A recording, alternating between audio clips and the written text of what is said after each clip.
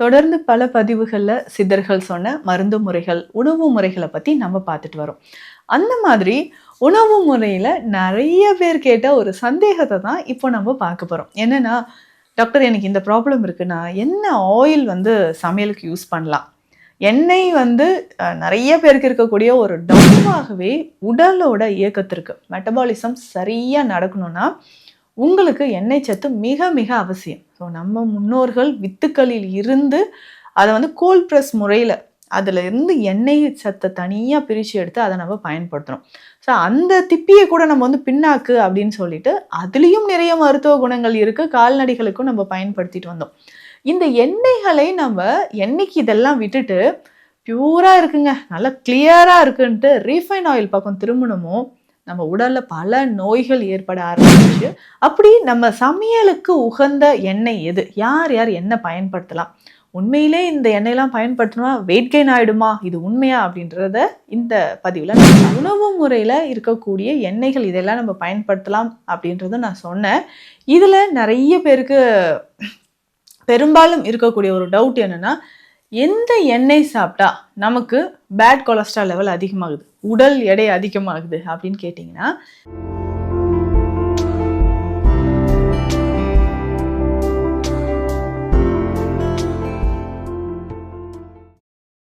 வரம் நேயர்களுக்கு வணக்கம். நான் டாக்டர் நித்யா, சித்தா ஃபிசிஷியன். தொடர்ந்து பல பதிவுகள்ல சித்தர்கள் சொன்ன மருந்து முறைகள், உணவு முறைகளை பத்தி நம்ம பார்த்துட்டு வரோம். அந்த மாதிரி உணவு முறையில நிறைய பேர் கேட்ட ஒரு சந்தேகத்தை தான் இப்போ நம்ம பார்க்க போறோம். என்னன்னா, டாக்டர் எனக்கு இந்த ப்ராப்ளம் இருக்கு. நான் என்ன ஆயில் சமையலுக்கு யூஸ் பண்ணலாம்? எண்ணெய் நிறைய பேருக்கு இருக்கக்கூடிய ஒரு டவுட். இந்த எண்ணெய் யூஸ் பண்ணா வெயிட் போட்டுருமா? இந்த ஆயில் நான் குக் பண்ணி சாப்பிடும்போது டைஜஷன் சரி ஆகாதா? இல்லை தைராய்டுக்கு இது செட் ஆகுமான்னு தெரியலையே. ஸோ இந்த மாதிரி நிறைய டவுட் இருக்குங்க. பொதுவாகவே உடலோட இயக்கத்திற்கு மெட்டபாலிசம் சரியா நடக்கணும்னா உங்களுக்கு எண்ணெய் சத்து மிக மிக அவசியம். ஸோ நம்ம முன்னோர்கள் வித்துக்களில் இருந்து அதை கோல்ட் பிரஸ் முறையில் அதுல இருந்து எண்ணெய் சத்தை தனியா பிரிச்சு எடுத்து அதை நம்ம பயன்படுத்துறோம். ஸோ அந்த திப்பியை கூட நம்ம பிண்ணாக்கு அப்படின்னு சொல்லிட்டு அதுலேயும் நிறைய மருத்துவ குணங்கள் இருக்கு. கால்நடைகளுக்கும் நம்ம பயன்படுத்திட்டு வந்தோம். இந்த எண்ணெய்களை நம்ம என்னைக்கு இதெல்லாம் விட்டுட்டு பியூரா இருக்குங்க, நல்லா கிளியரா இருக்குன்ட்டு ரீஃபைன் ஆயில் பக்கம் திரும்பணுமோ, நம்ம உடல்ல பல நோய்கள் ஏற்பட ஆரம்பிச்சிச்சு. முக்கியமாக சொல்லணும்னா மூட்டு வலி, இன்ஃப்ளமேஷன் அப்படின்ற ஒரு பிரச்சனை. எங்க பார்த்தாலும் உடல்ல இன்ஃப்ளமேஷன், ஜாயின்ஸ்ல இன்ஃப்ளமேஷன், லிகமெண்ட்ஸ்லயும் இன்ஃப்ளமேஷன், உடல்ல இருக்கக்கூடிய ஒவ்வொரு செல்கள், குடல் பகுதி, நம்மளுடைய லிவர்லயோ லங்ஸ்லயோ எல்லா ஆர்கன்லையும் எப்படிங்க இந்த இன்ஃப்ளமேஷன் வருது? அதனோட சேர்ந்து இந்த டாக்ஸின்ஸும் சேர ஆரம்பிச்சிருச்சு. இந்த எண்ணெய் சத்துக்கள் தாவரத்தோட வித்துக்கள்ல இருந்து டைரக்டா எடுத்து நம்ம பயன்படுத்தின வரைக்கும் இந்த பிரச்சனை அவ்வளவா இருக்காதுங்க. ஏன்னா இன்னைக்குமே கூட நம்மளுடைய தாத்தா பாட்டிலாம் நல்லா நடந்து போவாங்க. மூட்டு வலியா அப்படின்னா அப்படின்வாங்க. தலைமுடியும் அதிகமா உதிராது, சரும நோய்களும் ஏற்படாமல் தான் இருந்தது. ஆனா இப்போ இருக்கக்கூடிய ஜென்ரேஷன் தான் இந்த ஆயில் எல்லாம் யூஸ் பண்ணி உடல்ல நிறைய பிரச்சனைகள், அதாவது ப்ராப்ளம்ஸ் நிறைய கிரியேட் ஆகுது அப்படின்னு நம்ம சொல்லலாம். சரிங்க, அப்படி நம்ம சமையலுக்கு உகந்த எண்ணெய் எது? யார் யார் என்ன பயன்படுத்தலாம்? உண்மையிலே இந்த எண்ணெயெல்லாம் பயன்படுத்தினா வெயிட் கெயின் ஆயிடுமா? இது உண்மையா? அப்படின்றத இந்த பதிவில் நம்ம பார்க்கலாம். பொதுவாகவே சமையலுக்கு உகந்தது அப்படின்னு சொன்னால் தேங்காய் எண்ணெயை சொல்லாங்க. எல்லாருக்குமே நல்லதுங்க, குழந்தைகள்லேருந்து பெரியவர்கள் வரைக்கும். ஸோ இதில் இருக்கக்கூடிய சத்துக்கள் தாய்ப்பாலுக்கு நிகரானது அப்படின்னு நம்ம சொல்கிறோம். ஸோ இந்த கேப்ரிக் ஆசிட், கேப்ரிலிக் ஆசிட், இது எல்லாமே லாரிக் ஆசிட், இது எல்லாமே தாய்ப்பாலில் இருக்கக்கூடிய சத்துக்கள். அப்போது இந்த தேங்காய் பாலை நம்ம பயன்படுத்தினாவோ, தேங்காய் எண்ணெயாக நம்ம பயன்படுத்தினாவோ உடலுக்கு அந்த இன்ஃப்ளமேஷனை நல்லா உங்களுக்கு குறைக்கக்கூடியது. பொதுவாகவே பார்த்தோம்னா நிறைய சித்த மருந்துகள்லையுமே அல்சர் தொடர்பான பிரச்சனைகள் இருந்தால், சருமம் தொடர்பான பிரச்சனைகள், கூந்தல் தைலங்கள், இதில் எல்லாத்தையுமே நம்ம தேங்காய் எண்ணெய் தானே பயன்படுத்துகிறோம். சரிங்களா? அப்போது இந்த தேங்காய் எண்ணெய் தலைக்கு கூட நீங்கள் பியூராக இருக்கக்கூடிய கோகனட் ஆயில் நீங்கள் யூஸ் பண்ணுங்கள், நல்ல ரிசல்ட் இருக்கும். அதே ரிஃபைன்ட் ஆயில், ஹேர் ஆயில் நீங்கள் வேறு ஏதாவது ட்ரை பண்ணும்போது தான் ஹேர் ஃபால் வர ஆரம்பிக்குது. பியூராக இருக்கக்கூடிய கோகனட் ஆயில் நம்ம யூஸ் பண்ணும்போது ஹேர் ஃபாலிகல்ஸ்க்கு நல்லா ஸ்ட்ரென்தன் ஆகும்.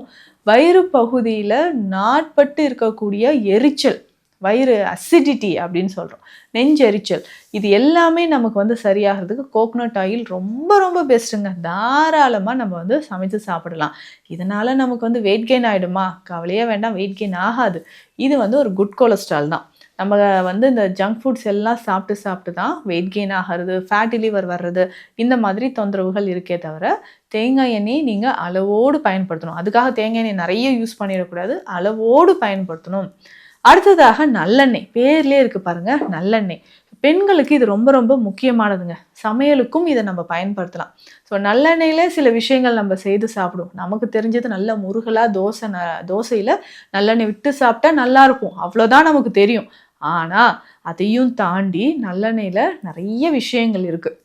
செசமின் அப்படின்னு சொல்லக்கூடிய இதில் இருக்கக்கூடிய ஒரு வேதிப்பொருள் ஒவ்வொரு செல்களுக்கும், முக்கியமாக பெண்களுக்கு கர்ப்பப்பையில் இருக்கக்கூடிய அந்த செல்களை வலிமைப்படுத்துவதற்கும் கர்ப்பப்பை திசுக்களை வலிமைப்படுத்துவதற்கும் ரொம்ப முக்கியம்.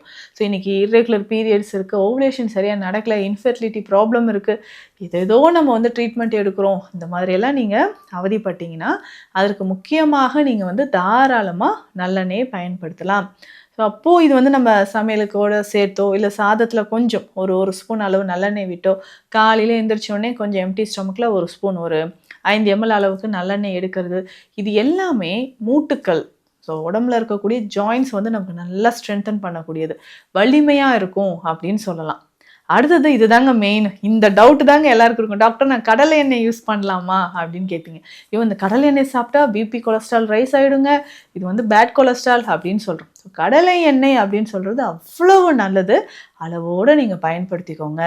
இந்த கடலை எண்ணெயை பயன்படுத்துகிற விதம் அப்படின்னு பார்த்தோம்னா, நீங்கள் வந்து பொரிச்சு இருக்கக்கூடிய உணவுகள் இதற்கு எல்லாமே நம்ம கடலை எண்ணெய் தேவையில்லை. பட் மற்றபடி நம்ம உணவுக்கு வந்து தாளிக்கிறதுக்கு இல்லை மிதமான ஒரு பயன்பாட்டிற்கு இதில் இருக்கக்கூடிய அந்த ஒலிக் ஆசிட் அவ்வளோ முக்கியமானதுங்க. ஸோ ரெகுலராக இதை நீங்கள் ஃபாலோ பண்ணிக்கிட்டே வாங்க.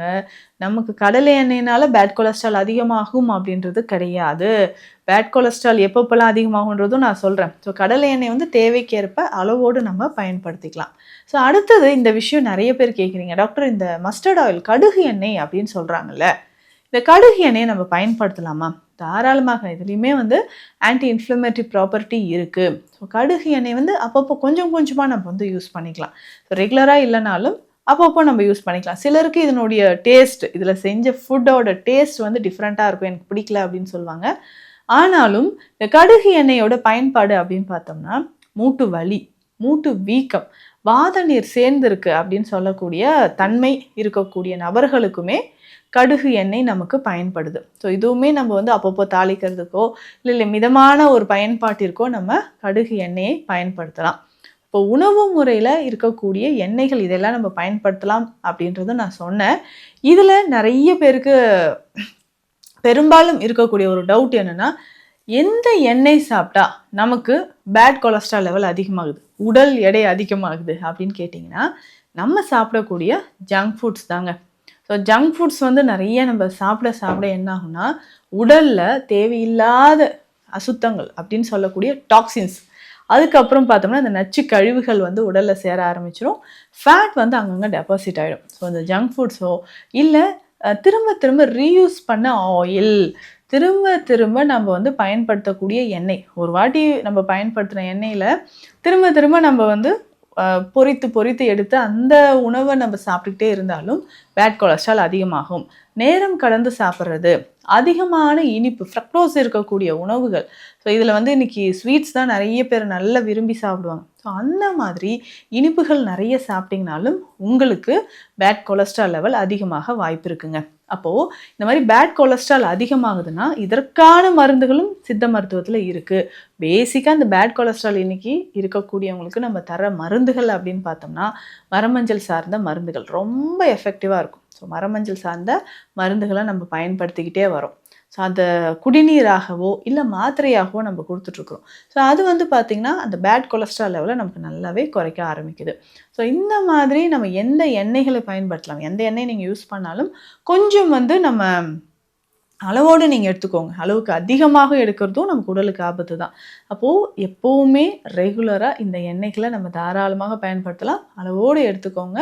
ஸோ எண்ணெயில் இருந்த ஒரு குழப்பம் உங்களுக்கு தீர்ந்துருக்குன்னு நினைக்கிறேன். எந்த ஆயில் வந்து நம்ம பெஸ்ட்டாக குக் பண்ணுறதுக்கு யூஸ் பண்ணலாம் அப்படின்ற நிறைய பேர் கேட்ட கேள்விக்கு இதில் நான் பதில் சொல்லியிருக்கேன்.